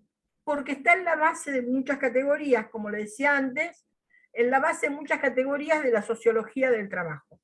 Entonces, las aclaramos desde ahora, y ya después, cuando veamos las distintas formas de organización del trabajo, ya un poco, y de la psicodinámica del trabajo también. Entonces, para lo primero que les quiero contar del análisis que hace Marx, es esto que escribió Ernesto Laclau, justamente analizando el materialismo histórico. Y es que reflexionemos un minuto sobre esta idea. Todas las sociedades que han superado un cierto estadio primitivo en su capacidad técnica, en su organización económica, digamos del neolítico en adelante, dice Laclau, todas esas sociedades, todos esos grupos humanos producen por encima de sus necesidades de consumo del productor directo. Es decir, todo ese grupo produce más que lo que necesita. Ese superávit es lo que se denomina excedente económico desde el principio de la humanidad. ¿Estamos? Aclara lo que dice en el segundo párrafo. Las sociedades que no conocen la división del trabajo, como sería la horda primitiva, los primeros grupos humanos, los que no conocen la división del trabajo, no producen excedente económico. ¿Por qué? Porque están todos los miembros de la comunidad dedicados a obtener el alimento básico imprescindible para su subsistencia. Cuando aparece la división del trabajo, cuando aparece esa primer forma de organización, es cuando también, junto con la división del trabajo, aparece la noción de excedente. Es decir, y aparece la división en clases, en dos grupos, en dos grandes grupos. Un gran grupo que es los de los productores directos, aquellos que lo producen realmente, a lo que satisface las necesidades, y otro grupo que por distintos mecanismos y porque dispone de determinados medios, apropia ese excedente. Laclau, tomando de Marx, aclara que entonces todas las sociedades que tienen un cierto grado primitivo, que tienen división del trabajo, producen excedente, pero además ese excedente siempre termina, hasta ahora termina, en otras manos que no son las de los productores directos, y que yo llamo apropiadores. Hay un grupo de productores y un grupo de apropiadores. Ahora bien, los dos de alguna forma se necesitan y trabajan juntos. A este tipo de relaciones Marx las va a llamar relaciones sociales de producción. Entonces vamos a Marx para explicar algunas relaciones, no voy a dar todo el materialismo histórico, algunas relaciones básicas que trabaja Marx y que vamos a necesitar entender para después explicar las formas de organización del trabajo. La próxima, Luciana. Entonces, ¿por qué decimos que el trabajo para Marx es el central para explicar al hombre, a la sociedad, la historia y la cultura? Fíjense, ¿qué es lo que distingue al hombre de los animales? Muchos van a decir, la razón. Otros dirán que puede hablar. Marx le va a decir, ustedes pueden decir lo que quieren, puede decir que será la razón, que puede hablar, que la conciencia, pero en realidad lo que distingue al hombre de los animales es que el hombre es el único ser vivo que produce sus propios medios de vida. ¿Estamos? El hombre es el único ser que produce sus propios medios de vida. Y Marx todavía ironiza. ¿Me pueden decir de las abejas? Sí, las abejas producen sus medios de vida. Producen cera, producen miel, producen propóleo, pero siempre van a producir cera, miel y propóleo. ¿Por qué? Porque hoy diríamos, están genéticamente determinadas. Marx diría porque están determinadas por el instinto, están biológicamente determinadas. En cambio, el hombre es el único ser que produce sus propios medios de vida. Y lo hace, y esto es muy importante que lo recuerden, a través de una actividad vital, libre y consciente. La actividad es vital porque en ello le va la vida, la satisfacción de sus necesidades. Primero las biológicas, pero luego las de todo tipo.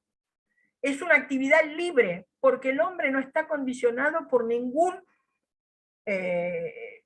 determinismo biológico o genético para producir solo una cosa.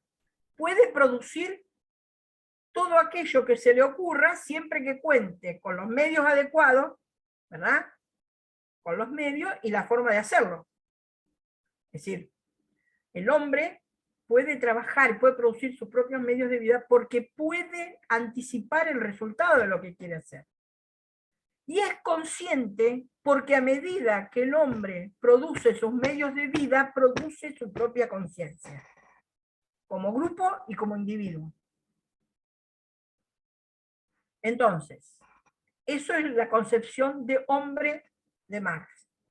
Ya veremos cómo el capitalismo transforma esa actividad vital, libre y consciente en una actividad que sigue siendo vital, pero que ya no es libre y la conciencia está manipulada. Es decir, el capitalismo, dice Marx, produce, por la forma que tiene, produce alienación, cosa que vamos a explicar en un ratito. Marx va a hablar de una dialéctica, es decir, de una especie de diálogo entre el hombre y el mundo. El hombre es un ser natural, pero fíjense que se aparta de alguna forma de la naturaleza para verla como algo diferente de sí mismo, para transformarla. ¿Por qué la transforma? Para satisfacer sus necesidades. ¿Estamos? Y producir, entonces, cuando produce para satisfacer sus necesidades, estamos hablando de que el hombre como género humano, produce su vida material. Entonces, de nuevo, el hombre tiene necesidades para los seres humanos, voy a hablar bien, las criaturas humanas tenemos necesidades para satisfacer esas necesidades a lo largo de toda nuestra historia. Hemos debido transformar a la naturaleza y al transformar a la naturaleza nos hemos transformado nosotros mismos. Pero ahora, para transformar la naturaleza, tenemos que hacerlo, no lo podemos hacer aisladamente. No vamos a transformar la naturaleza, dice Marx, de a uno. Hay que hacerlo en sociedad. Es decir, la transformación de la naturaleza, para satisfacer nuestras necesidades a lo largo de la historia, ha implicado entablar relaciones sociales de producción con otros hombres. A medida que hemos encontrado un otro que junto con nosotros transforma la naturaleza para satisfacer las necesidades de todos, se va desarrollando, es decir, a través de la producción, comienza a desarrollarse la conciencia y lo que es la manifestación de la conciencia, que es el lenguaje. La manifestación material en forma de sonidos, movimientos de aire, dice Marx, que es el lenguaje.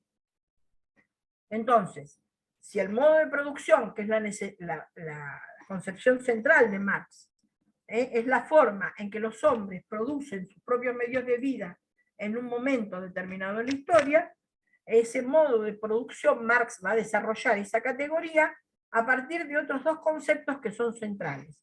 Uno es el de las relaciones sociales de producción, ¿verdad? Necesitamos entablar relaciones con otro para poder satisfacer las necesidades de todos, y el otro es el de fuerzas productivas.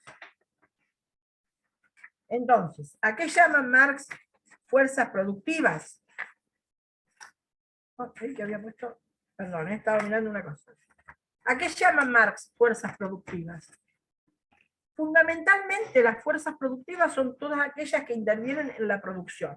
Podemos remitirnos a tres grandes fuerzas productivas y a partir de la revolución industrial tal vez agregarle una cuarta, pero son tres que son centrales.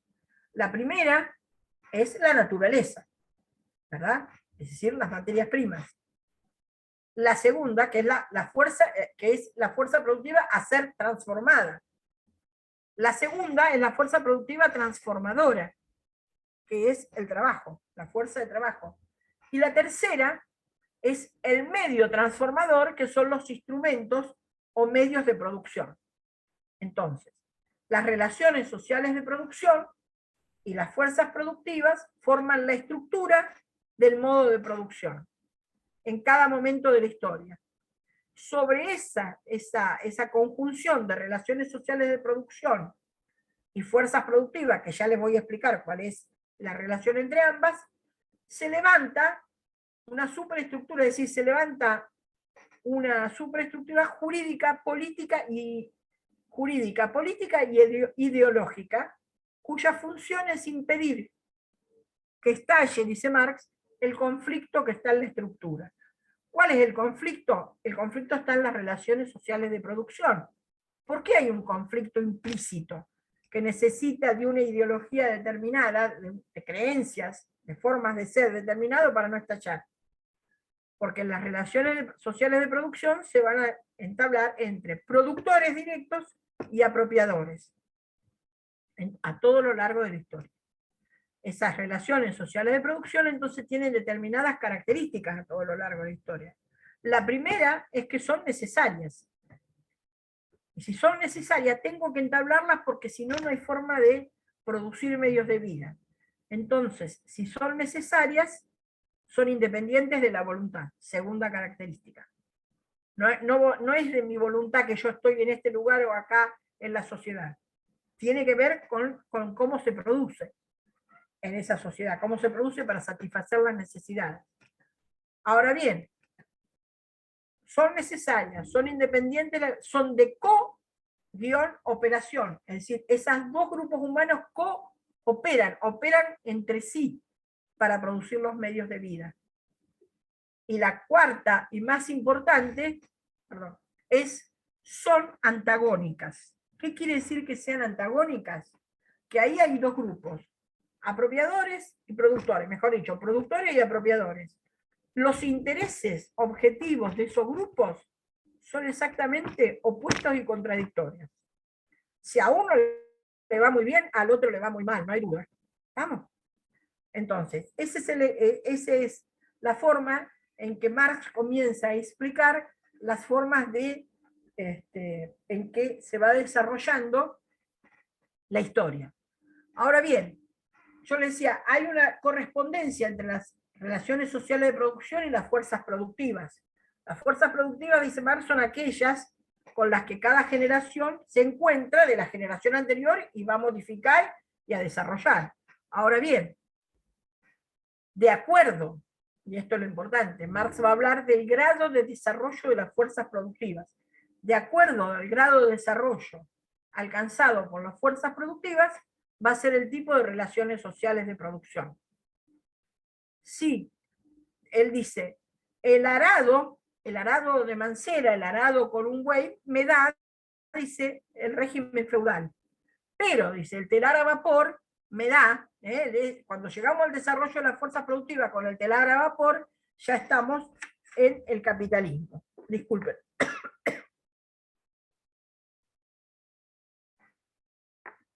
Eso para darles una idea de lo que me interesa sobre todo, no es solamente la importancia del trabajo, sino esta concepción de hombre como el único ser capaz de producir sus propios medios de vida a través de una actividad vital, libre y consciente, y que al hacerlo, ¿verdad?, produce la sociedad, la cultura, la historia. Es decir, ¿cómo mide la historia Marx? La mide a través del desarrollo que van alcanzando en cada fase las fuerzas productivas. Entonces, vamos a la próxima. En el modo de producción capitalista, ¿verdad?, aparecen los apropiadores del excedente, que es la burguesía, es decir, el empresariado, y que es la clase dominante. ¿Y cuál es la clase dominada? Es el proletariado. ¿Por qué la clase de los apropiadores se llama clase dominante? Porque ha sido capaz de producir, es una clase que no solo tiene los medios la propiedad de los medios de producción, sino que también tiene la propiedad de los medios para producir ideología. Es decir, puede producir ideología como creencia, como visión del mundo, de forma de convencer al resto de la sociedad de que sus intereses particulares de clase son los intereses de toda la sociedad. Por eso toda la sociedad va a estar dispuesta a trabajar, a luchar, a pelear, como ha sido en cada guerra, para defender sus intereses. Entonces, cuando Marx y Engels escriben el manifiesto comunista, pero luego en otros textos como Trabajo Asalariado y Capital, etc., y en el mismo, el Capital, la obra Humble de Marx, digamos, van a tipificar la sociedad capitalista como una sociedad de clase, perdonen, tengo un perro, como una sociedad que está dividida en dos clases. La dinámica de esa sociedad se explica, la dinámica de la producción se explica por dos clases. Una es la burguesía, que está compuesta. ¿Cómo defino yo la burguesía? La burguesía es la clase que está integrada por todos aquellos que tienen la propiedad privada de los medios de producción. Cuando digo propiedad privada, quiero decir que es un tipo de propiedad que dice que esto es mío y de esto queda privado todo el resto de la sociedad. Entonces, la burguesía está integrada, repito, por todos aquellos que tienen la propiedad privada de los medios de producción. Y los productores directos son los obreros asalariados o el proletariado, como se decía en aquel entonces, que está compuesto por todos aquellos que no poseen ningún medio de producción, es decir, de satisfacer sus necesidades, más que su fuerza de trabajo. ¿Y qué hacen con su fuerza de trabajo? Se la venden a la burguesía a partir de un salario, ¿verdad? Entonces, en el capitalismo, la fuerza de trabajo, aquella actividad vital, libre y consciente, ha devenido en una mercancía. La fuerza de trabajo es una mercancía, al punto tal que hablamos de mercado de trabajo, ¿verdad? Entonces, ¿cuál es la dinámica que esa burguesía le va a dar como clase dominante a la sociedad donde está inserta? En el manifiesto, pero en otros textos, dice que el poder de la burguesía y la dinámica de lo que hace, bueno, Jorge, hasta mañana, reside en su capacidad de revolucionar incesantemente los medios de producción. ¿Sí? Es decir, el desarrollo de las fuerzas productivas de los medios de producción, la burguesía apela a eso, a ese desarrollo tecnológico, y de allí deriva gran parte de su poder. Deriva porque sostiene el capital, obviamente. Ahora, esa forma de desarrollar tecnológicamente, incesantemente, los medios de producción, va a derivar, y esto es lo que marca Marx, es un gran acierto porque la historia del capitalismo le da la razón. Marx habla de que se producen crisis cíclicas de sobreproducción. ¿A qué llama estas crisis cíclicas de sobreproducción? A las grandes crisis del capitalismo, donde de repente no es que hay una hambruna, vino la langosta y no dejó nada, y entonces hay una hambruna y ahí hay una crisis de producción. No, las crisis en el capitalismo es porque se produce demasiado, hay un sobrante, no hay quien lo consuma, y eso termina, ¿verdad?, con muchas empresas que tienen que cerrar, que quiebran, que se despilfarran, con que aumenta la desocupación, que son dejados en la calle grandes ejércitos y contingentes de asalariados. Entonces son épocas nefastas para la sociedad, esas crisis de sobreproducción. Y Marx dice, son cíclicas. Es decir, cada 10 años, más o menos, habrá una. Ahora, ¿qué hace la burguesía para salir de esa crisis? ¿Cómo busca la salida de esa crisis? Busca nuevos mercados, recurre a buscar nuevos mercados, ya sea a nuevas regiones del mundo o lo que sea para tratar de vender algo, o nuevos productos que pueda vender. Pero lo hace a través del desarrollo del maquinismo. ¿A qué se llama maquinismo? A este desarrollo tecnológico que consiste en reemplazar siempre que se pueda, y esta es una tendencia que no va para atrás, es una tendencia que se proyecta hacia el futuro siempre del capitalismo, a reemplazar siempre que se pueda trabajo humano por trabajo mecánico. Es decir, la máquina va reemplazando, es que como que absorbe en sí la máquina el gesto del obrero, pero también gran parte del saber hacer y de la habilidad que tenían los obreros. Y ya queda hecha objetivado en una máquina. Entonces, claro, que esa máquina produce mucho más rápido. Entonces, aquellos burgueses que dan con una tecnología nueva que les permite producir mucho más, y pueden bajar los costos, con lo tanto pueden bajar los precios y desalojar a la competencia. Ahora bien, siempre que se desarrolla tecnológicamente las máquinas de herramientas, ¿verdad?, que hay un desarrollo del maquinismo, eso produce una especialización del trabajo. ¿A qué se llama especialización del trabajo?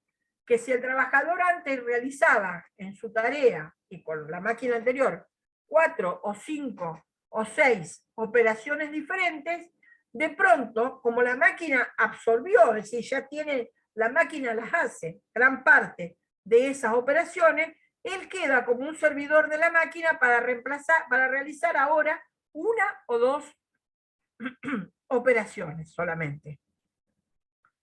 Eso, por un lado, permite, la máquina, ¿se acuerda del tiempo de la máquina? La máquina tiene un ritmo mucho más rápido para trabajar que el obrero.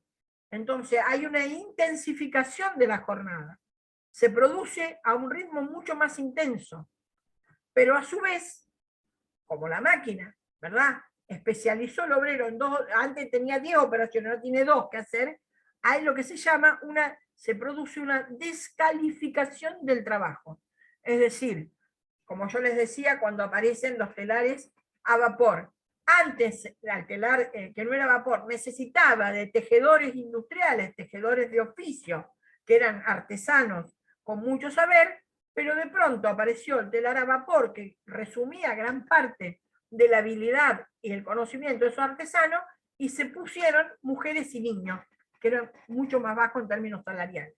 Entonces, siempre que hay una descalificación del trabajo, se traduce en términos sociales, estoy hablando, en términos del conjunto de la sociedad, en bajas salariales.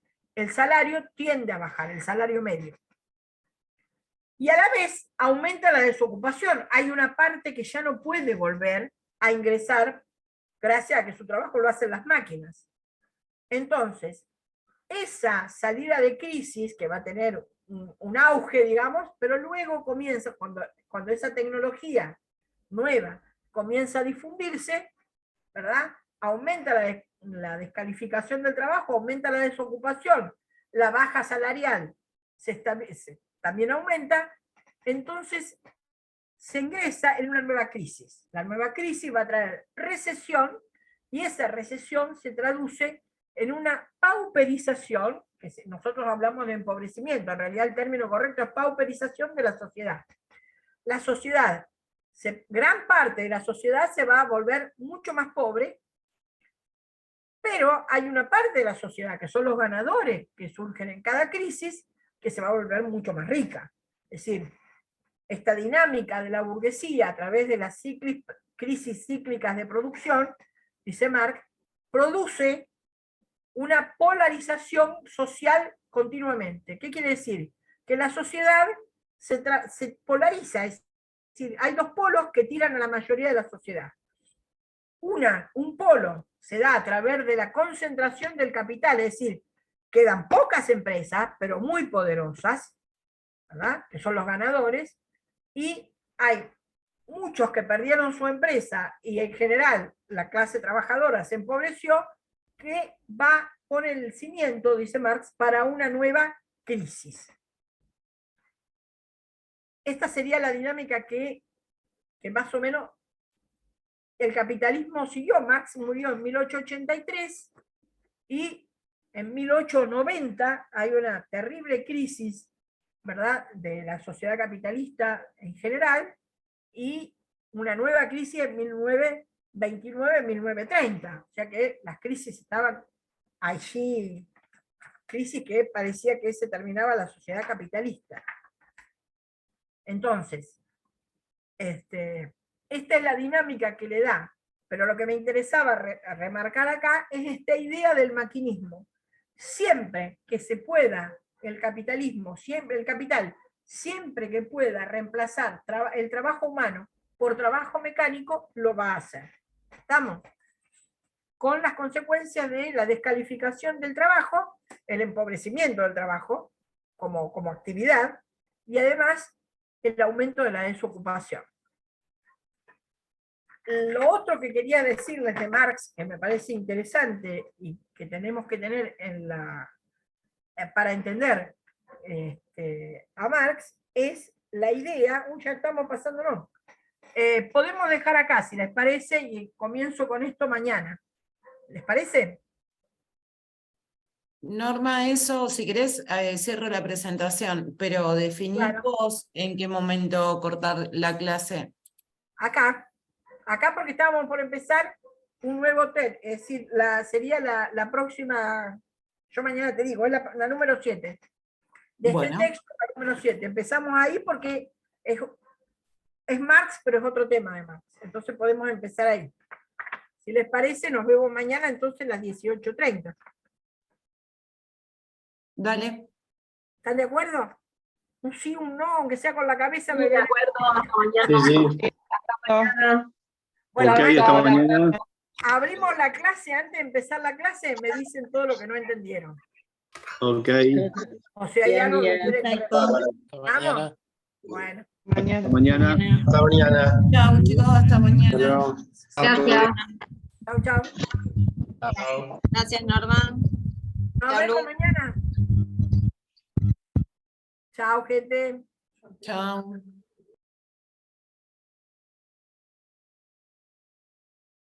Chao, chicas. Entonces mañana 18:30, bueno, 18:25 por si hay algo que arreglar. Dale. Nos Si vemos, tenés, Luciana. Chao. escuchá, Sí, decime. Norma, de todo lo que mencionaste, si tenés algo más de material que necesitas que envíe o Sí, algo. yo le dije a Jorge que toda esta parte, Sí, yo tengo unas clases que están escritas, sí. de mis clases que son sobre esto en ingeniería. Así que Ajá. yo les voy a ustedes, les voy a mandar, les mando por el correo este. Dale. Al final, ¿qué correo te llegó? ¿Por A mí, qué? no, me llegó el viejo, el de, Bueno, te lo el de mando por el medicina viejo. El viejo era- sí. Mándamelo porque el nuevo no llegó. ¿Cómo era que el viejo del CIM era el que tenía guión bajo? ¿Era? Medicina, no, es medicina guión bajo del trabajo. Del trabajo. Sí. Yo lo tengo este. Ya con A este me ese, lo- bueno, en ese me llegó el material y mándame ese mismo y se lo mando a los chicos. Te mando el otro, que es esta clase. No sé, Jorge había dicho ponernos en Facebook, qué sé yo. Yo te lo mando y ustedes vean. Dale, mandalo. Sí, él te decía Dale. que lo subamos al canal de YouTube, pero bueno, Claro. aún no empezamos a subir nada, esa es la verdad. Ah, bueno. Bueno, yo después Ya en lo mismo estos mañana días, te lo en estos días va a estar resuelto. mando. Chao, hasta mañana. Un abrazo, chao Norma. Chao, chao.